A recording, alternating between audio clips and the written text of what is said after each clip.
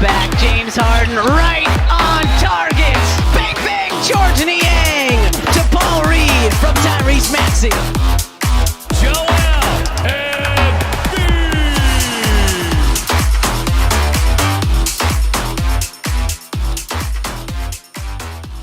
What's up, everyone? Welcome back to another episode of the Pick Swap Podcast. We are back in action here after back-to-back wins from the Sixers. It is me and Sean Barnard as usual. Sean, how you doing, brother? Doing well. Back-to-back Sixers wins, got a homestand, had a chance to be in the arena for both games, so cool first for me. And I'm excited to get into it, get talking about it, and hopefully this team is kind of inching closer to finding their identity. Yeah, I think this was a pretty big swing in the right direction. Obviously, a little bit of a hiccup on Friday, I would say, in the way that game kind of came about and the way that it ended. But nonetheless, you beat a Lakers team at home with both their stars playing pretty well. And then you also come back yesterday with a massive Embiid performance and a pretty big win there as well. So why don't we go back to that Friday game against the Lakers at home? You go into the fourth quarter with a pretty big lead.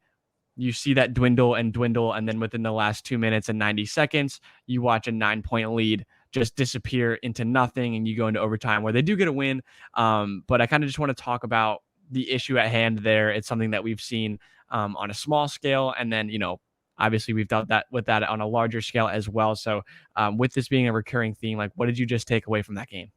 Yeah, so it stinks because it looked like a great kind of message game. And the Lakers obviously have their own issues, and I wouldn't consider them up there with the top tiers of the NBA by any means. But they were a streaky team that have been playing well, that have a lot of talent, and that would have been like a notable win. And they still got the win, so I don't want to diminish it. But it was one of those that like it looked comfortable. They were up 16 with 4 minutes to play, up 9 with 40 seconds to play, and just about like everything that could have possibly gone wrong went wrong. So I mean, it was fascinating to watch. One of the greater collapses that we've really seen.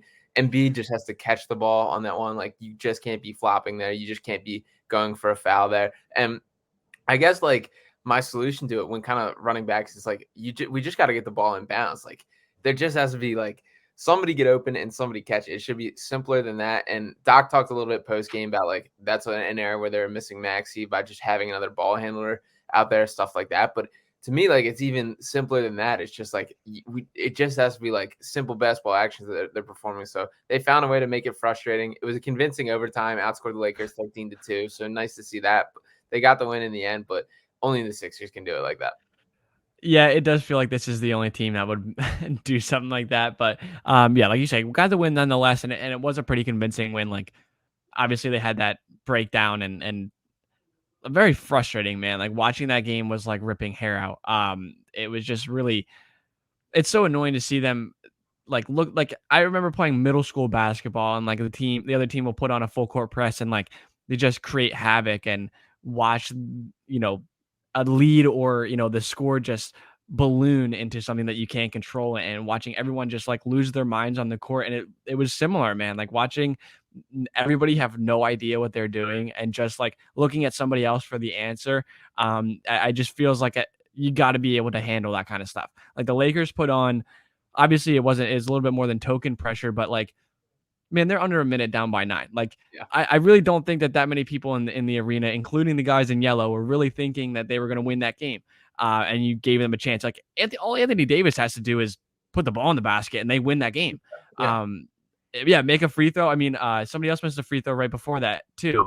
But like, really just a frustrating way to see that game kind of play out, because they had such a good game, and Embiid played really well in that matchup against AD, where he has historically been better. But like, you just want that game to kind of be a statement, like you said, not super frustrating, have to go in overtime for no reason.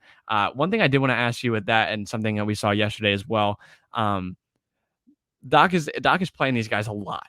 Embiid and Harden both are playing 38 plus minutes. Harden's been at 40 minutes every game he's been back. Like, it really doesn't make much sense to me at all, considering what we just went through watching this team without either of those guys. Maxey's still hurt. Tobias being, obviously he's a workhorse, but he's been dealing with stuff too. Like, what do you make of that? Yeah, I mean, for Harden specifically, like, this is a guy who just missed a month. with the foot injury. Doc even goes into his first game back talking about how he's going to be on a minutes limit. We don't know. We're not going to tell you guys what it is, but we have a plan. We're sticking to it. That game obviously went to double overtime against Houston, which the minutes limit was essentially thrown out the window. Harden played 40, 47, 40, whatever it was, plus. He's been over 38 minutes in the other two games. Harden, his kind of reaction, he was asked this after the game yesterday, and he gave like a little bit of like a scoff and kind of like it is what it is. I'm out there, I'm on the court. That's all that matters, was essentially what he said. And I mean, I think there needs to be a little bit of just perspective in like the point of the regular season is still to like get everything right for the postseason. Like, it's great that we're trying everything to win these games now, and they do need to pick up wins now. But for the sake of like, there's no harm in leaving Shake Milton out there for an extra like 3 to 5 minutes a game and like surviving that way. And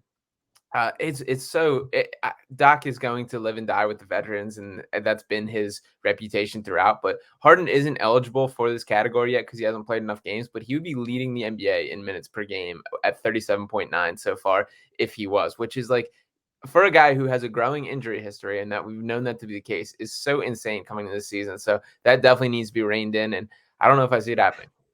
Yeah, I don't know, man. It's like this weird like fine line that you're walking here with like, it's so frustrating to watch this team lose, so you're trying not to lose. But then there's games where like you should be able to not play hard in 40 minutes and still be able to get a win. Yeah. But I think it is kind of, it's a necessary evil at times. This team does need to start winning games. And like, obviously we're still very early on in this season, but we are in the middle of December. So it is like kind of start time to pick up a little bit here going forward. And that's exactly what Embiid has done. Joel Embiid was fantastic in yesterday's game, so we can start talking about that as well. Maybe start going into a positive light here on this episode. We got the negative stuff out of the way here. So obviously he's been playing well up to this. He's at 33.1 points per game on the season, which is now leading the NBA with a massive 53-point performance yesterday, 20 of 32 from the field. I think it was 12 rebounds as well. A lot of historic numbers that are coming with this that I'm sure we will discuss along the way. He is in elite company when you're looking at 40 in 10 games and the most 30 in 10 games and the youngest or the fewest amount of games to get there. What are you making of this Embiid performance? I know we're not surprised, but it definitely is nice to see him get going after people were kind of concerned after the slow start. Yeah, it's good to see it. The 53 points yesterday against the Hornets is probably the easiest 50-point game I've ever seen. Just so casual how he goes through, scoring any way that he wanted. Was named NBA Player of the Week for the Eastern Conference. The first player in the NBA this season to score 50 points multiple times. The second or third player in Sixers history, joining Allen Iverson and Wilt Chamberlain to accomplish that in a season. So a ton of historic stuff. And just like, it's contributing to winning, which I think is an important distinction. Like, these aren't empty numbers. These aren't fluff. This is him attacking guys. There was a period in the game yesterday at the tail end of the second quarter where he scored 13 consecutive points, including 3 straight and ones on Mason Plumlee, that it just like didn't look fair. And Plumlee was just straight up not having a good time, like guarding him, understandably so. But Embiid just kind of taking those one-on-one matchups. It's so clinical, and the efficiency, he's scoring at the highest rate of his career from the mid-range, which is impressive because that's always been one of his best shots, but he's just so comfortable. And when he's hitting that mid-range, that like, he's just legitimately unguardable because he always has that threat of like putting his shoulder down, attacking the basket and doing that. And when he's hitting that little face up too, it's like, that's kind of the shot defenses are trying to give him. And when he's scoring at the rate that he is, which he currently is this year, it's just unguardable. So it's great to see him back. I don't think anyone was super concerned that he wouldn't get there this season, but it feels good to actually just see it, Yeah, absolutely. I mean, I obviously we were confident that he was going to get there. He's, one of, if not the best all-around scorers in the NBA right now. And he's been showing that. I think in the games that he's been actually healthy for, it's been very evident that he still definitely has it. Yesterday was, obviously an exclamation point on those type of games, but 53 points on 20 of 32 shooting, like, I don't know how you really to wrap your head around that. It's kind of insane. And he was doing it all over the place. Threes, mid-range, getting to the basket, transition, passing in transition. He had, one of those Embiid flashy moments where like, definitely an unnecessary yo-yo moment where, the yo-yo dribble and then the underhand pass to Toby. Did he need to do it? Probably not, but he did it anyway. To see him dancing after the game to Lil Uzi, and all the other stuff that comes with that, like, I think, we talked about maybe a week or two ago how it hasn't seemed like he's been enjoying himself and how it looked like he was tired and moving slowly and all this stuff and this and that. And how quickly it turned around to him, dropping 50 points, acting a fool on the bench, laughing, posting funny things on Instagram afterwards, the hold up, let him cook, like all that stuff. That's Joel Embiid being back. I don't want to pass over what James Harden was able to do yesterday, but like just an incredible performance by Embiid, and it's so nice to see him. He looks very fluid and athletically moving up and down the floor. I think yesterday was by far the best that he looked in that type of situation as well. I don't know what you think about that, but I just think yesterday watching him move the Euro step, the in the lane against Plumlee was just like, there's no way he should be able to do that. And little stuff like that, seeing him get back to that point, I think it was really nice for all of us to kind of get encouragement on that end. Yeah, one of the things that he's like particularly excellent at that kind of jumped off the page to me, especially this year, is like his control when attacking the lane. When he does like that, there's like slow big steps where it's like controlled, and it's almost like he's like walking, but like everyone around him is like moving at a different pace, and it's just like it's fascinating. It's kind of a way that I've never really seen a guy like score like that before, but it's super under control. It's him just like feeling out, getting to a spot where no one can reach his actual shot attempt. And he's also, I think, is dunking the ball more, which I think is awesome. And going up with two hands, which isn't always the case with him. And I love to see that. Those are the shots that you love to see, because as great as his touch is, there's always like a handful that kind of roll out. So I'm happy to see him just kind of flushing it. It's great. There's still kind of the work in progress of him and Harden getting on the same page and making sure they're maximizing each other. There's got to be more movement out of Harden. It's so much just stand around. And I think I'm seeing it from other guys. De'Anthony Melton's a guy we're going to slide into talking to in a bit. I love what he brings, and I think he's been terrific as far as an off-ball guy with Joel and just with the rest of the team. Everything that he does has been awesome. That Lakers game, career high 33 points, 7 steals there. Absurd numbers. He was absolutely everywhere. But from Harden and Embiid, like there just has to be more of Harden being willing to do the like move around stuff, get off ball. And there's been like little flashes, but not as much this year as I've really been hoping for. And that's an area where there's got to be growth, I think, moving forward. Yeah, absolutely. I know that we talked about it a lot during the time where Harden and Embiid were both out, not in the lineup. Wanted to go back to Embiid a little bit beforehand. Like, he tried to put Anthony Davis 6 feet under, and he was inches from that. He had that on the fast break dunk yesterday where the Harden bounced pass to him and like one dribble from the 3-point line and went up strong. Like, that's the type of stuff when I'm talking about like him athletically and him looking like he's feeling good physically. It's that kind of stuff that I'm referring to. I think so. For, to kind of go back to that, I think those are very evident, like really big talking points when you're looking at what Joel Embiid is able to do. Obviously, in a 53-point night, there's a lot to talk about. But I agree with you with Harden as well. I thought he was very good last night in what he does, and I think that there's again like a kind of a fine line with him when you're talking about he gets 16 assists last night, 19 points, 16 assists. That's obviously fantastic numbers. It's the ball movement, it's the fluidity of the offense. I wish that he would buy in a little bit more to like, is like, check it, it's going to get back to you. You know what I mean? Like, eventually the ball's going to get back to him. He's so effective with the ball in his hands that it's like hard to kind of get rid. Again, like he's so effective in that sense that it's difficult to be like, hey man, you got to move it. And he is so good at getting his teammates open. It's just like sometimes it's 20 seconds of dribbling the ball and then a dish and a shot. But I think again, I hope it's something that will just come with time.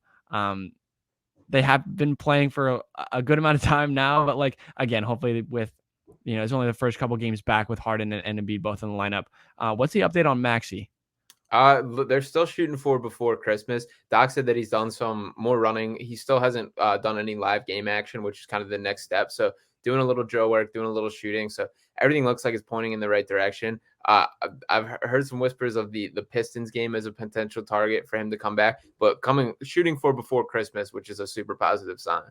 Yeah, absolutely. I know we got a little bit of an update from him, Maxey sighting at practice without the, with the hair let out. So got a nice Maxey fro going on there. Don't know if that's going to be there when he gets back, but yeah, he cut it already. Unfortunately, I kind of like the fro, but it's already gone. But it's nice to see him obviously in good spirits as usual, but after a long road trip, didn't have him around. De'Anthony Melton did note that the vibes were better with Maxey around. Who would have thought? But to kind of talk about the two of them right now, I know this is a conversation that I feel like we've kind of had in the past at certain times. De'Anthony Melton has been playing really well, and we were raving about him to begin with, but man, I can't say enough about what he does for this team. When you look at him, what he's been able to do going forward, what is his role? Yeah, it's tough. Like he absolutely deserves to be a crucial part of this Sixers team, and the Sixers need more guys like De'Anthony Melton who just pops on both sides of the ball. Like, if we're talking about all this, like, want more movement, want more ball handling, want more, like, De'Anthony Melton's pretty much the answer to a lot of that. And I really think they should take a hard look at finding a way to keep him in the starting lineup. And I get that makes them smaller. I get like you have to bench one of these guys, but if we run out like a 3 guard lineup of Maxey, Harden, and Melton, and then you're either looking at Tobias or Tucker as well as Embiid. Tobias or Tucker, they're going to obviously have to do their job on the ball. But I think what's like pushing me toward this is, in addition to just how well he played, how great he is as a shooter, the shot is legit. Like, I'm buying into it completely. But I don't think there's a matchup that I feel necessarily better about Tucker taking that I don't about Melton. Like, I guess maybe some bigger guys, maybe like when you get the Giannis type matchups and those kind of things, which I don't feel particularly great about Tucker anyway. But like, for a guy that's way more quick twitch, way more athletic, the ability to kind of switch way more, just do pretty much everything. Like, he really can. He's one of the rare guys that can kind of do. His nickname is Mr. Do Everything for a reason. Like, he's just kind of can check just about every box you want. So I love him. I think he's incredibly valuable to what they're doing. And I think they should really look into keeping him in the starting lineup when the team gets fully healthy. Yeah, absolutely. I love him. I've been telling, like, for the beginning of the year, I told all my friends, I'm like, if you are not watching him right now, watch him every game. He's flying around. He's everything that you would like want Matisse Thybulle to be. Obviously, we'll talk about him in a couple minutes, but like, shooting wise, dude, it's from anywhere and it's at any time. Like, I love it. Anyone can get it if it's 5 feet behind the line, if he's attacking the basket, super athletic. He adds that, like you said, this team lacks athleticism. De'Anthony Melton is that. Defensively, dude, like, when was the last time you saw a guy guarding the inbound passer just jump straight up in the air and steal the ball? Like, Yeah. Austin Reeves threw the ball in the other night, and literally De'Anthony Melton just jumped up and snatched it out of the air, like, as guarding the inbound, and then took it down the other end and made a layup. Like, that stuff doesn't happen. Like, it can't go unnoticed. One thing, like, I have to play devil's advocate here. I have to kind of leave no stone unturned.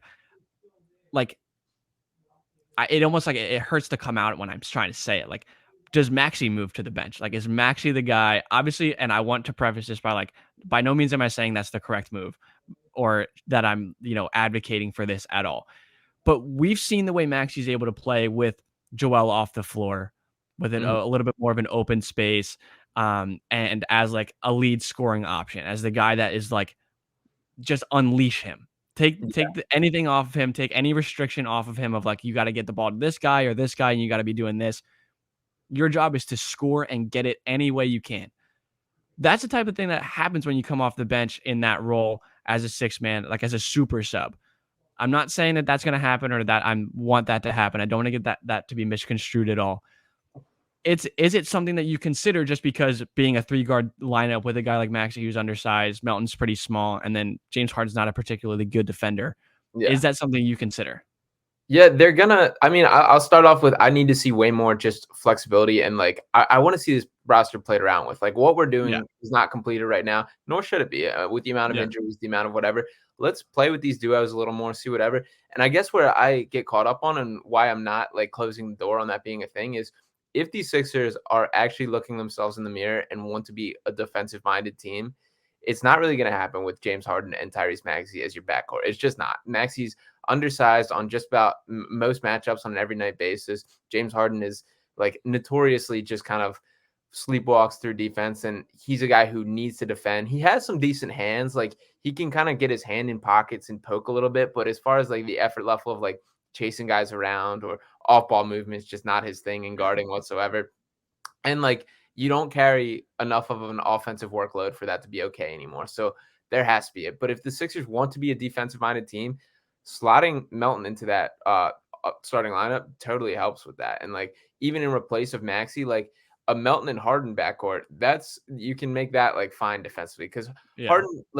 There's no reason Harden is a poor defender either. It does come down to an effort thing, and I would hope come postseason time he can switch that, but like whatever. So I don't know. Let's play around with these duos. I also think Shake Milton is a guy who has earned a real spot in the rotation, and I like how he looks with Joel too. So there's been so much like tying the Harden and Embiid duo, like all their minutes together pretty much, especially last year, not as much so far this year, but like let's see what Harden looks like. Run a unit of like Harden and his like Rockets guys, like see what that is, and then give Embiid like let's slide Shake with him. Maxey can play with him.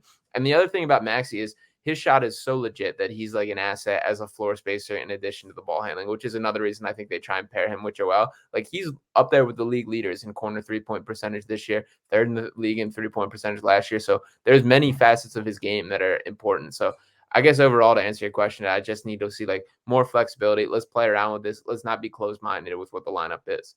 Yeah, I absolutely agree. I think that's like again, I know it's December, we're still early on, like, but there's still a lot to be had with this roster. And when I'm thinking about Maxey, like this is the only reason, like, I don't want it ever to seem like it's a slight against Maxey when you consider this. Like, I actually think it's putting a little bit more respect on him. Because like he's almost immediately the third option, right? Like, and he's touching the ball the third amount. Like Harden and Embiid are always, no matter what, going to be in the pecking order, at least in terms of touches, are going to be higher than Maxey. It's just the way that it goes. It's not something you can't really be mad about either. It's like, he has 2 Hall of Famers right there. Tyrese Maxey as a scorer and a guy that comes in, like if he was the first sub off of the bench as a 6th man coming in, and then like Paul Reed comes in, and then it's a James Harden led unit with Tyrese Maxey, and then a guy like Paul Reed who's kind of just there, just running around, creating havoc, whatever it is, which obviously we love. But Maxey can become like the full form of himself and go get 10, 12, 14 in these moments where he's not sharing the floor with a guy like Embiid who's causing so much attention in the paint. Like, obviously, it's not a problem. These aren't problems that we're discussing. It's just different ways of looking at it and giving guys different opportunities in their rotations to have their best games possible. And I think when you're looking at Maxey and when he has been able to succeed, obviously alongside Harden and Embiid, he's had amazing games. You look back to last year's playoffs, times where he was the leading scorer and the guy that they're going to every time down the floor. He's able to do that. Absolutely. And it's not like he's not going to share the floor with those guys. But when you look at those times where it's like when he gets his first looks, and his first looks in the games are getting downhill, getting to the rim in a more open paint, and then being able to create for his own on the perimeter, like that's where you don't get it with Harden and Embiid, and where he could be on his own, quote unquote, he could dominate in those areas. So that's just where, like, when you think about it, that's the way that I'm looking at it. Yeah. And Melton gives you that perimeter defense that you don't get. He gives you the floor spacing, and he's one less mouth to feed when you talk about needing the ball in his hands to be productive. He's a guy that's going to catch and shoot. He's a guy that's going to rotate and space and be kind of a fly on the wall until you need him. And then when you need him, he's a fantastic shooter, and a guy that can attack closeouts and be athletic and do all those things. And he's a smart player. He's been able to make really good passes and make the right plays and make the extra move, all of that kind of stuff where, if you're Harden and Embiid, you don't really think about him until he's open, and then you capitalize. So that's just the way I look at it. I think it's something that they should, maybe consider a little bit. I think you can't go wrong, but another guy we wanted to, unless you have any more on that, we can kind of move on. Yeah, just one quick thought is really what the Sixers need from Maxey is one stretch of the game where he just kind of has his time to shine. One stretch where he has like 3 straight layups and the step back 3, and that kind of like turns the tide. So whatever's the best way to navigate that and set that up, if that is giving him his own unit, which I think there's certainly value to and a point about, like that's the end goal, because Harden and Embiid are going to be the primary guys you're leaning on in this, but there needs to be like that game-changing stretch that changes the momentum, and that's what Tyrese Maxey is to this team. So I think that holds weight for sure.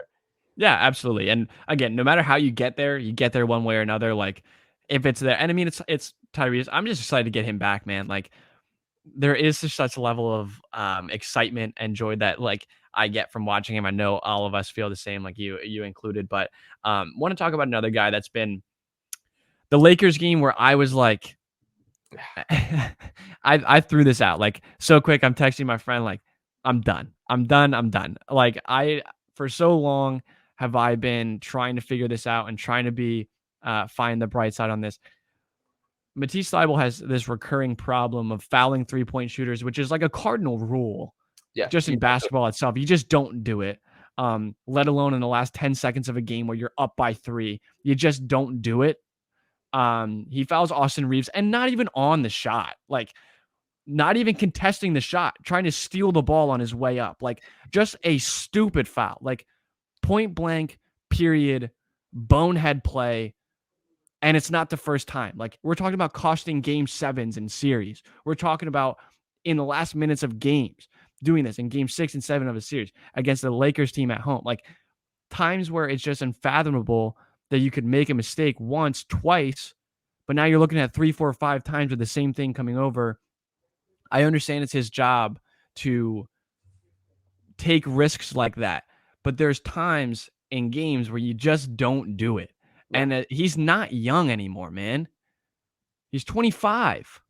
He's Yeah. not young anymore. Like, he's not 18. He's not Cam Reddish making that mistake. He's not a guy that hasn't seen he's not Jaden Springer making that mistake. He's not even Tyrese Maxey making that mistake. He's been a full rotational player for the last 4 seasons, and he's still making these mistakes. Like, what do you do with him?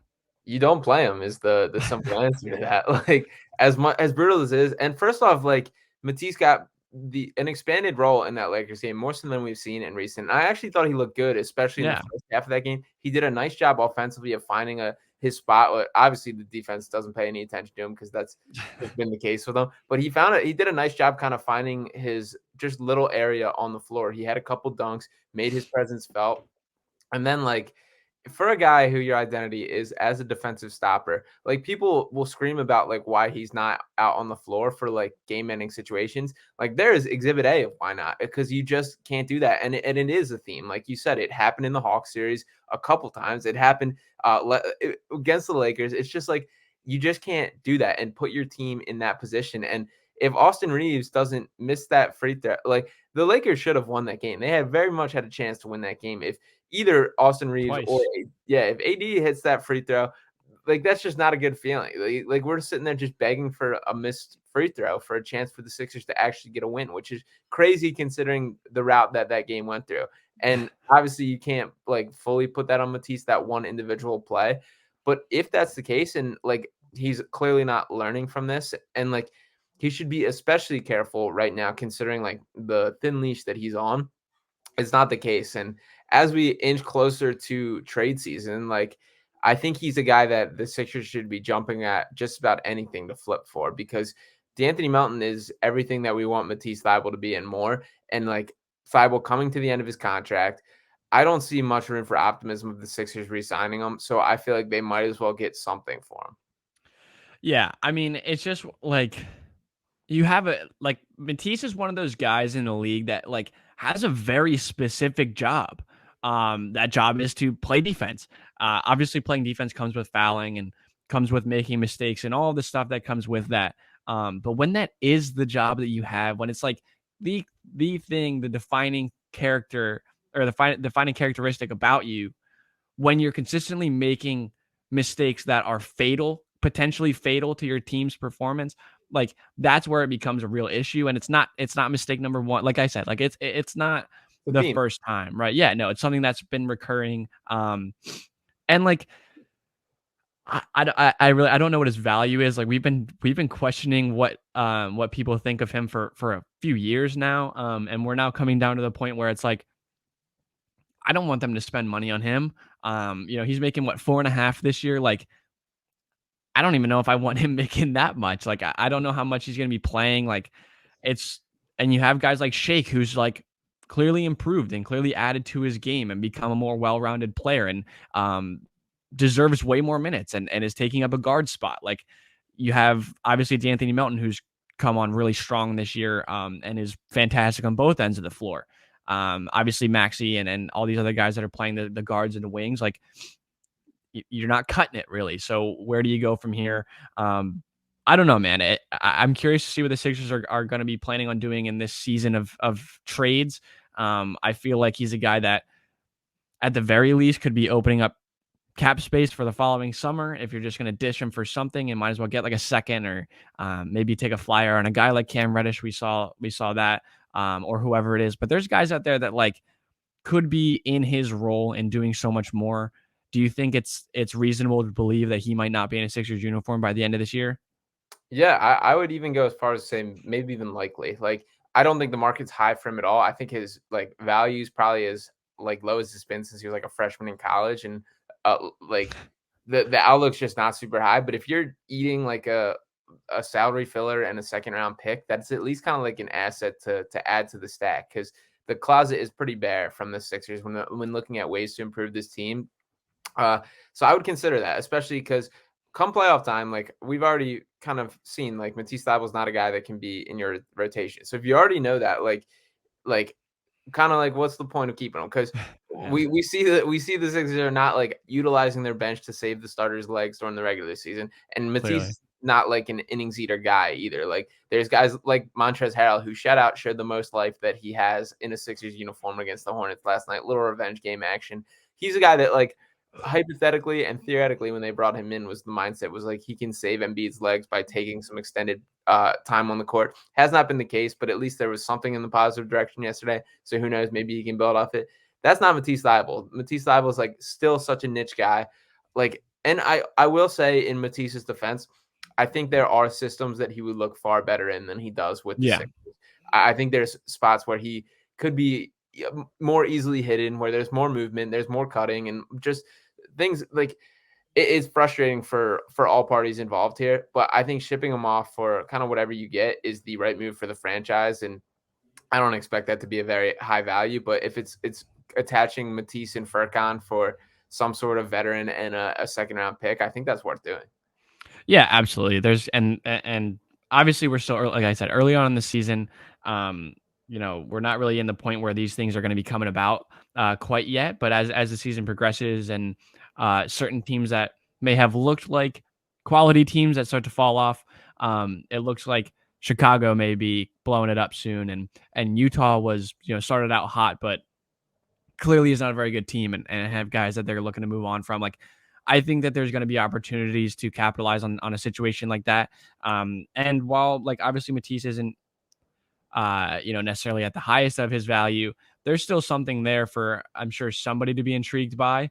And whether it's Utah that just wants to see what he's got, or Chicago has apparently been enamored with him for years. So who knows where you go with that? What's up?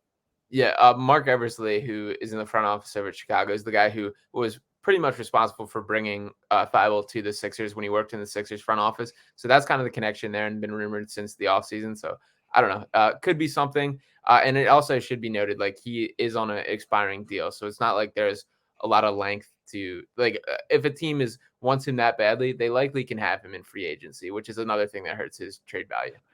Yeah, and yeah, that we'll see there. Like I don't know, like what do you think? Like Derek Jones Jr. is a guy like you'd rather have. Like there's just guys out there that are like of that caliber that I think if you attached Thybulle and a pick, could be had. And I think that like within the margins, what we always talk about every year going towards the deadline is like making improvements in that end. That's a guy, Malik Beasley, like guys that aren't like world changing, but definitely add to your roster and add something unique and significant. I think if you can upgrade in that sense, it's a win. If you back against the wall right now had to answer what type of move you kind of expect from the Sixers, if anything, going in, what kind of do you have in mind? Like a significant kind of alteration, some sort of just mid-range move, something along the margins, or anything pop out? Yeah, I think when you look at this team and what you hope for, it's like it's wing depth. It's Yeah. what we've talked about for months. It's guys like I'm mentioning is hopefully guys on teams that are underperforming or maybe trying not to be very good, could be turned into with a guy like Thibault who might have something left, or Furkan, or like I don't know, man. Like how long do you like obviously Jaden Springer's super young, you don't know, but like you're trying to win, right? Obviously who knows about Jaden Springer? I'm not throwing him under the bus. I still hope that he and believe that he could be good, but just thinking about things like that, like picks, younger guys, moving on from certain situations such as Thibault or Korkmaz, like an upgrade at the wing, getting guys that can kind of play both ends of the floor and be productive. That's where you go. Who knows? Like Daniel House hasn't been eye-popping necessarily. So I think that you got to look to improve in those areas. And if there's availability, such as, Beasley or Derrick Jones Jr., whoever it may be, like that would be the move that I would want to go after. Yeah, I agree. I think it's a wing. I think it's some sort of like low to mid tier wing who can at least like play. And I don't think he's like a season altering kind of No. move, but just a guy that's like competent, can play some positive minutes. Daniel House is a strange player, man. Like he's another just like bizarre kind of scattered brain guy that we're adding to the rotation. The two kind of tendencies offensively for him is it's either a step back three, which he does kind of a weird pump fake and then does the step back. It's kind of like his go-to shot, or he just absolutely tries to rip the rim down when he dunks the ball, which I don't entirely hate, but just strange. Defensively, I've been more disappointed with anything than House. He kind of gets lost at times, which the reputation of him was more of a two-way guy. But for the price point that we had him, like can't be expecting too much. But yeah, I do think the goal of the approaching trade deadline should be to like get some sort of wing depth or some sort of option that can provide more there for sure. I was just thinking Daniel House is kind of like in a weird way gives me like James Ennis vibes. Yeah. Like the role that James Ennis played on that team, like the 2017 or 2018, 2019 team was kind of like, I don't know how I feel about him. He would do something good every once in a while, and it's like, oh shit, like James Ennis can kind of play. And then he would do something just like so stupid, and you're like, yeah, I don't know why this guy's playing. So kind of that same vibe with him. But yeah, I mean, I think you don't need to change a lot, right? Like you have the guys that you need to have for the long haul. I think if you can upgrade to a guy that can be your 9th or 10th guy in a rotation, or be able to have the capability of moving into that given an injury or some sort of circumstantial change, that would be a win and what you should be like looking forward to do. Daryl Morey has not seemed to like really dive into anything at the deadlines from the last couple of years that we've seen. So I don't know, man. I think it might be pretty quiet, but a lot of time left on that. 2 months, I guess, still. Yeah, it'll be interesting to see. I mean, I was a little frustrated last year when he got James Harden, and then we just kind of sat there and waited the rest, which like obviously there was so much kind of in transit and so much going on, and that was like the main piece, but there were clearly like complementary pieces around the edges that were still needed that didn't kind of come through. I think that's going to go a long ways to determining the ceiling and the outlook of this team, is if there is like some Calgary on the way or some sort of help. And like the team's not quite complete enough. And most of it I do think is like internally this team figuring out on their own. But it would definitely help if there's just like another piece or two that is brought in to just like make the puzzle look a little better. Yeah, I absolutely agree. And I think there will be opportunity, maybe even might go as far as saying there might be ample opportunity to do something like that. So as the year goes on, we'll see. Again, this team hasn't played that much like as a full group, as a full five, like really haven't played that much together. So I think that they're going to hopefully over the next, through the holidays, get a little bit healthy, find a stride. Obviously, Embiid's getting there. Harden's getting back to normal. Tobias has been a workhorse so far. So hopefully with him, obviously De'Anthony Melton is getting his groove.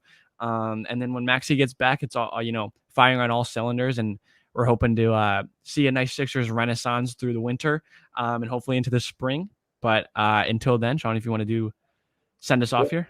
Yeah, definitely. So December 15th is kind of the date a lot of people have circled for trade talks to heat up. So next time that we circle back, we might have some more concrete, either whether it's rumors or whatever to address. But either way, Sixers now two in a row, moved to 14-12 on the season. So climbing above 500 a little bit.